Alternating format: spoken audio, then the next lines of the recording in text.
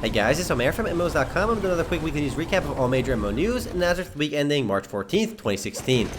This is episode number 34 of the recap, and the first bit of news this week is a bit of a bombshell for some. Everquest Next is officially cancelled. I specifically said it's a bombshell for some because we actually predicted this news on an earlier MMOs.com podcast. And ever since Sony Online Entertainment was officially sold and became Daybreak Games, things have been heading south for a lot of their games. According to Daybreak Games president Russell Shanks, the game wasn't up to par and simply wasn't fun. Landmark, however, is set to launch this spring for $9.99 and will not be a part of the Everquest franchise. Whereas Landmark before was kind of an extension of the Everquest Next world, now it's a standalone game and it'll be sold by itself in the spring. It's sad to see the game canceled, but given the slow pace of updates and little new information for some time, it isn't entirely unexpected. But yeah, we did call it on the MMOs.com podcast, and it is unfortunate that we called it because, I mean, it would be nice to see a new Everquest game, but I guess we have to keep waiting. Next up, Overwatch from Blizzard officially has a launch date, and that's May 24th, with an open beta taking place between May 5th and May 9th. And anyone who pre-orders the game before April 19th will also get early access to the open beta. Yes, early access to the open beta on May 3rd. Progress in the open beta will not be transferred over into launch, and interestingly enough, Xbox users will require Xbox Live Gold to play Overwatch, while PlayStation users will not be required to have PlayStation Plus to access the game. Cross-platform play for the game will not be available at any point, which I feel is definitely a bit of a shame, but I guess it comes down to balance issues as well as networking problems. And even though Overwatch won't be free to play, I plan on buying it because it looks pretty fun, plus it's from Blizzard, so it has to at least be decent. Up next, disaster strikes for Carbine Studios, makers of Wildstar. The company lays off over 70 people, nearly half of its staff, and also cancels Wildstar China. NCSoft, Wildstar's publisher, released a statement saying that they remain committed to the game, but layoffs are never a good sign, especially when they're nearly half the company. The news comes about 2 months or so after Daewoo Securities, the largest South Korean investment bank, predicted that Wildstar would shut down by year-end 2016. Only time will tell whether the game survives or not, but things are definitely looking pretty grim. In some more positive news, Dom Games is finally working on launching new servers for Black Desert Online. I say finally because practically every channel/server in the game has been insanely crowded since early access first began, which meant that players were suffering from lag issues, but more importantly, every good hunting spot in the game was so heavily camped.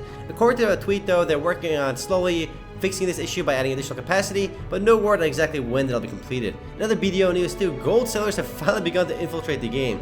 Despite its huge restriction on trading, these gold sellers/spammers sell gold via buying and selling overpriced potions to other players. Dom is working on fixing this by making all traded items character bound, and considering how heavily restricted trading was from the get-go, it's surprising to see gold sellers even infiltrate this game, but I guess, every game's never gold sellers, Up next, Hearthstone Whispers of the Old Gods is announced. This latest expansion will introduce 134 new cards to the game and is set to launch in late April/early May. In addition, from March 14th up until the expansion launches, players can purchase a 50 pack of boosters for only $49.99, an offer available only once per account. Considering how Hearthstone is still a relatively young game, every new expansion adds a lot of depth and content to the game with all of its new cards. So it's a big update for Hearthstone fans, and even though they revealed some new cards, I didn't see any Murlocs yet, and I love playing my scummy Murloc deck, so I'm hoping for more fun Murlocs to be added. And yes, Murlocs are largely no-skill trash, but I enjoy playing it because it's a lot of fun. Next up, we have an update for a 16-year-old game. Diablo 2 has been updated with patch 1.14a, which optimized the game for modern operating systems, and the last time they patched the game was about 4 years ago. Blizzard also announced that they're working on developing systems to counter cheaters and hackers. Honestly, you gotta give credit to Blizzard for caring about their older titles, especially since they have such a growing roster of games to focus on. I mean, I personally spent countless hours playing Diablo 2 and just rolling new characters to max level, and I'm pretty sure I'm done with the game right now, but I'm still glad that Blizzard is supporting the game. I mean, don't expect any content updates yet, or anytime soon, but it does look like Blizzard has our back with bug fixes and optimizations. Without botting though, it might be a little bit hard to do those easy mode bail runs, but we'll see. Moving right along, some big news from Riot Games. They may actually have a second game soon, as they purchased a company called Radiant Entertainment. As a part of the acquisition though, Rising Thunder, their PC fighting game, will be shut down on March 18th. And while their other game, Stonehearth, will continue being developed, Riot clearly sees something in Radiant Entertainment, as otherwise they could have developed a game internally, considering their size and scale. It's sad to see Rising Thunder shut down so quickly, but they should pave the way for hopefully bigger and better things. And even though they're still working on their older game, they're definitely working on something else as well. Surely I speculated it would be a fighting game based on what Rising Thunder has done in the past, but we'll see which direction they choose to go. Next up, Skyforge announces yet another major update. They've been launching one so consistently since launch. I believe their last one was only a month or so ago. This time around it's called the Dark Omen update. This time around they'll be overhauling the game's operations. Operations will be shorter in length, and top players will be allowed to skip them. and players with 1 million tokens or more will have access to a special new progression bar. More information about the update, including the game's full patch notes, is set to be revealed as we get closer to the 16th. Say what you will about Skyforge, they've been on the ball with releasing content updates, so good job Skyforge.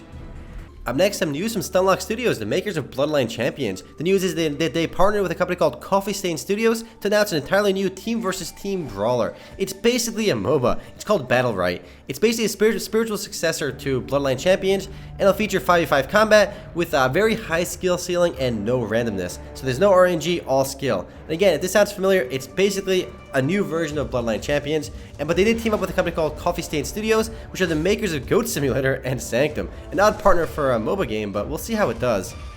Aside from just the MOBA mechanics, the game introduces an all-new fan system, which is a form of direct interaction between spectators as well as players, which will allow players to actually win the crowd over, and the crowd will be actual players. So that sounds kind of interesting to make the game more fun for spectators and actual players themselves to try making flashy moves.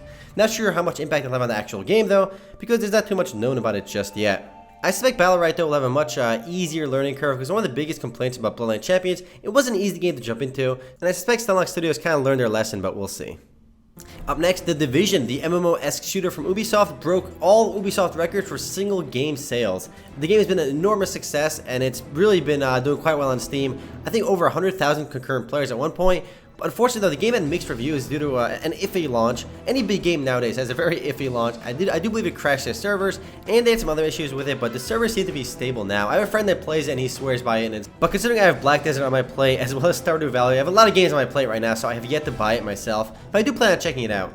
So yeah, it sold more copies than any other Ubisoft title ever in the past, and that's saying a lot, considering Ubisoft has a lot of major franchises under their belt. Next up, some news from Shot Online. They'll be launching their biggest update in quite a while on March 15th, which is tomorrow. I'm not so sure how many people still play Shot Online, but it is Games Campus's longest running and most successful game they've ever published and ran. So Shot Online is competing with Winning Putt now. It's a golfing game, and yeah, it's been running for a long time, and the latest update introduces some stuff to the game, including Scenario number 5, over 160 quests, as well as an oddly specific amount of storyline content. Get this, they quote saying more than 5,000 minutes of story content. That's very, very specific. If I get 4,999 minutes, I'm going to write a complaint, alright? They said over 5,000 minutes. If you want to learn more, do check out the full patch notes on Games Campus's website. Next up, World of Tanks launches patch 9.14, which improves the game's physics as well as improved sound and models. It's really a cosmetic update for the game. The game actually already looks quite good despite its slight age right now, and even though it looks good, they're making it look even better. World of Tanks has been a runaway success for wargaming. There are other titles, World of Warships and World of Warplanes. There you go, World of Warplanes. A little tricky to remember. Those two other games aren't doing nearly as well, but World of Tanks is still buttering their bread, so they're still rocking it with that. In addition to the sound as well as physical improvements, 24 new tanks have been given HD models, and the new map set in a war-torn Paris called Ravaged Capital has also been added. Full patch notes are available on the game's website. It is, again, a largely cosmetic update, but it makes the game look even nicer. Anyway guys, that's it for our major MMO news, and that's just the week ending March 14th, 2016. I'll see you guys tomorrow for the podcast. Later guys.